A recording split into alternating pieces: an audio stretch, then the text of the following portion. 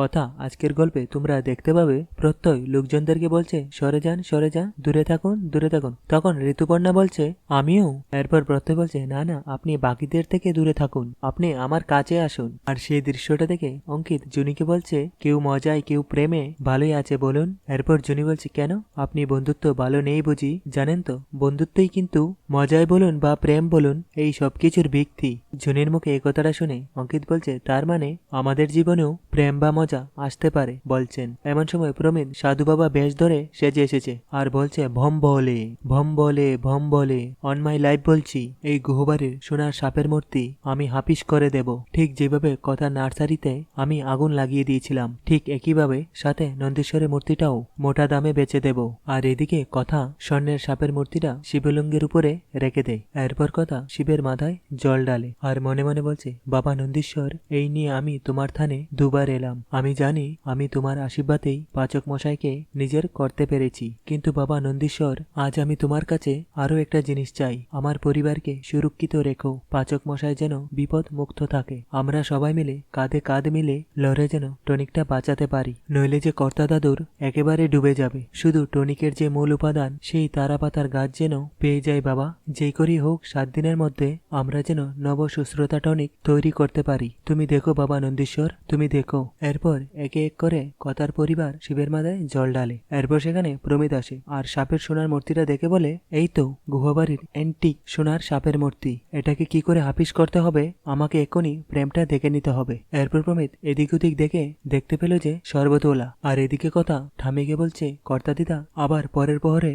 জল ডালতে হবে। এরপর ঠামি বলছে সেই তো জানি, কিন্তু আমার তো তোমাকে নিয়ে বাড়ি চিন্তা হচ্ছে গো কথা মা, তোমার উপর দিয়ে যা যা যাচ্ছে একেই তো বাড়িতে সংসারের হাড়ভাঙ্গা খাটুনি, তার উপরে আবার ওষুধ বানানো। শোনো আমি বলি কি, ওই পরের প্রহরের জল ডালার আগে না একটু বিশ্রাম নিয়ে নিতে হবে। এরপর অঙ্কিত বলছে হ্যাঁ আমি সেটাই ভাবছিলাম, ঠাম্মি একদম ঠিক কথা বলেছেন, কিন্তু একটু রেস্ট নিয়ে নি। এরপর কথা বলছে হ্যাঁ বিশ্রাম নেব, কিন্তু তার আগে পাচক মশার জন্য একটা মাফলার কিনতে হবে। এই কথাটা শুনে অগ্নি বলছে আবার বললাম তো মাফলার লাগবে না। এরপর অঙ্কিত বলছে লাগবে না মানে কি, রাত হলে ঠান্ডা বাড়বে। এরপর ঠাম্মি বলছে আরে দাদু ভাই থাক না, বলছে যখন একটা মাফলার কিনেই নাও। এরপর অর্ণা বলছে কিন্তু মেলাতে কোনো স্টাইলিশ মাফলার পাওয়া যাবে? অর্ণার মুখে এই কথাটা শুনে সঞ্চিতা বলছে যেমন দাদা তেমনি বোন, আরে স্টাইল পরে হবে, ঠান্ডাটা তো আটকানোর দরকার নাকি? সত্যি তারা মেলায় এসে স্টাইলিশ মাফলার খুঁজে, ভাবো একবার। এরপর অর্ণা বলছে ছোটকা শোন, যা খুশি একটা মাফলার কিনে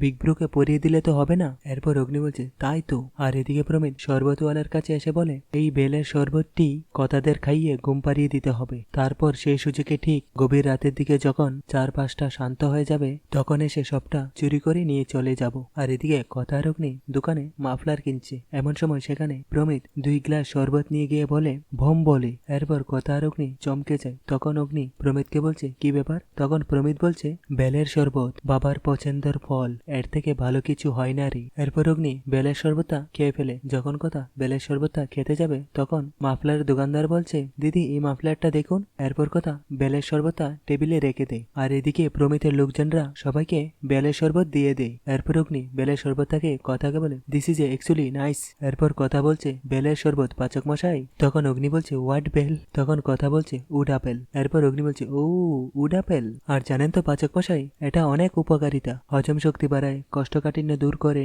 কথার মুখে এই কথাটা শুনে অগ্নি বলছে কষ্ট? হোয়াট কষ্ট? এরপর অগ্নি বলছে আমি তো ভাবছি এই ড্রিঙ্কটাকে একটা ফিউশন করে ক্যাফেতে রাখবো, খারাপ হবে না ব্যাপারটা কিন্তু। এরপর কথা বলছে দেখেছেন তো আমাদের দেশীয় খাবারে সাথে কেমন জাদু আছে। এমন সময় সেখানে ঋতুপর্ণা এসে বলে এই কি কিনেছিস তোরা? আর শরবতটা দেখে কথাকে বলছে তুই শরবতটা খাসনি এখনো? খা, ভীষণ টেস্টি। এরপর কথা বলছে এই তো খাচ্ছি। এমন সময় নুপুর এসে কথাকে বলে কথা আরে বাবা তুমি কি করছো, চলো ওখানে দেরি হয়ে যাচ্ছে, মা ডাকছে, বাড়ি যেতে হবে না? এরপর অগ্নি বলছে সব ব্যাপারে এত তাড়া না তোমাদের। আর এদিকে প্রমিত বলছে যাও কথাগুলি অগ্নিবউ যাও, এবারে তোমরা লম্বা ঘুমে সকলে মিলে ডুব দাও, আমি এর মধ্যে শিবলিঙ্গ আর সোনার সাপ চুরি করে মোটা দামে বেচে দেব। এরপর সবাই রুমে গেলে সাথে সাথে সবাই শুয়ে পড়ে। তখন কথা এসে সবাইকে ঘুমন্ত অবস্থায় দেখে বলে এই কি, এই তো সবাই এলো, এর মধ্যে ঘুমিয়েও পড়লো, যাপ বাবা এত ক্লান্ত হয়ে পড়লো সবাই। এই জুনি তুই তো এরকম করিস না, ঋতু তুই না মহা আলসি হয়েছিস, শোন না কিরে। এরপর সবাই যখন কথার ডাকে সাড়া দিচ্ছে না তখন কথা বলছে বলছে সবাই তো ঘুমে একেবারে কাদা, কি ব্যাপার এভাবে সবাই ঘুমিয়ে পড়লো কি জানি। কথাগুলি এত ভেবো না, এই জন্যই তুমি পাচক মশাইয়ের কাছে বকা খাও। পাচক মশাইও নিশ্চয়ই ঘুমিয়ে পড়েছেন, এই কদিনে এমন অভ্যাস হয়ে গেছে ওনার সাথে থাকার, দূরে থাকতে ইচ্ছেই করছে না। এসব কথা তুমি এখন ভেবো না তো। আমার মনে হয় কাল সারা রাত ধরে টনিকের কাজ করেছে তো সবাই, তাই এতটা ক্লান্ত হয়ে গেছে। তুমিও একটু ঘুমিয়ে পড়ো। এই যে তুমি এত সন্দেহ করছো না, এবার পাচক মশাই তোমার নাম কথাকলি থেকে তোমার নাম সন্দেহকুলি রেখে দেবে, বুঝবে তখন মজা। এখন আমি শুয়ে পড়ি। আর এদিকে প্রমিত বলছে ঘুমোচ্ছ? কথাকলি গুহ, নিশ্চয়ই ঘুমোচ্ছ। আমার ঘুমের ওষুধ মিশানো বেলপনার শরবতকে এতক্ষণে নির্ঘাত ঘুমাচ্ছ, তাই না? আর আমি আমি এই ফাঁকা জঙ্গলের মধ্যে ঢুক ঢুক ডামরু বাজিয়ে ফাঁকা শিব মন্দির থেকে অ্যান্টিক সোনার সাপের সাথে শিবলিঙ্গটাও তুলে নিয়ে যাব। আমার প্রথম দাও গোবারের অ্যান্টিক জিনিস। ওম ভোম বলি আমার যে কি আনন্দ হচ্ছে না, আমি কিছুতেই বলে বোঝাতে পারবো না। এমন সময় সেখানে প্রমিতের লোক এসে বলে গুরু, আর প্রমিতের হাতে একটা সাফল দিয়ে বলে থানার আশেপাশে সবকিছু শান্ত হয়ে গেছে, পরের প্রহর আসতেও দেরি আছে, দু একজন লোক ছাড়া আর কেউ নেই, ওদেরকে আমরা ম্যানেজ করে নেব, এই সুযোগ আমাদের। এরপর প্রমিত বলছে গুড, ভেরি গুড, যা কাজ শুরু কর। এরপর প্রমিতের লোকজন চলে গেলে প্রমিত বলছে এইবার আসল কাজ শুরু হবে। আর এদিকে কথা তারা সবাই ঘুমাচ্ছে। এমন সময় হাওয়াতে জানলা শব্দ করে উঠে, জানলার শব্দ পেয়ে কথা ঘুম থেকে উঠে পড়ে। এরপর কথা জানলা লাগিয়ে দেখে সবাই এখনো ঘুমাচ্ছে আর বলছে কি ব্যাপার হলো, এত জোরে আওয়াজ হলো আর ওরা এখনো নিশ্চিন্তের মতে ঘুমোচ্ছে, আর ওরা এখনো ঘুমোচ্ছে, একজনও উঠলো না, এত ঘুম সবার। এরপর কথা বাইরে চলে যায়। তারপর কথা বাইরে গিয়ে বলে এই কি হঠাৎ তো হাওয়া শুরু হলো কেন? আর হাত জোর করে নমস্কার করে বলছে হে বাবা নন্দীশ্বর, তুমি কি আবারও বিপদের কোনো ইঙ্গিত দিচ্ছ?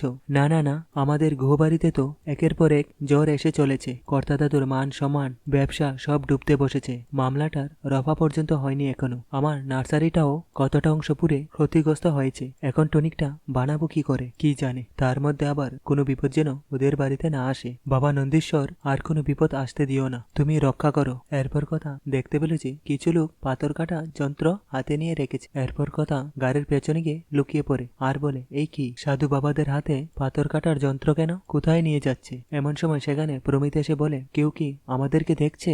এরপর প্রমিত এদিক ওদিকটা দেখে বলে না, কেউ তো আমাদেরকে দেখছে না। প্রমিত শর্মা, এত ভয় পেলে চলবে না, এন্টিক জিনিস বিক্রি করা এটা তোমার প্রথম কাজ। শোনা ছেলে, রেকর্ড মার্কস পেতে হবে তো। আর কোথায় জানি ফোন করে বলছে হ্যালো, বলছি এন্টিক সোনার সাপের সাথে একটা 150 বছরের পুরনো এন্টিক শিবলিঙ্গ দেব আপনাকে, তার জন্য আপনি কত টাকা বাড়াতে পারবেন? এরপর প্রমিত আর তার লোকজন সেখান থেকে চলে গেলে কথা বলে প্রমিত শর্মা, তার মানে আমার সন্দেহটা অমূলক ছিল না, কিন্তু প্রমিত শর্মা চূড়া পাচারকারীদের সঙ্গে যুক্ত, আমাদের দেওয়া সোনার সাপ আর মন্দিরে বিগ্রহ পাচার করে অন্য কোথাও পাঠিয়ে দিতে চাইছে।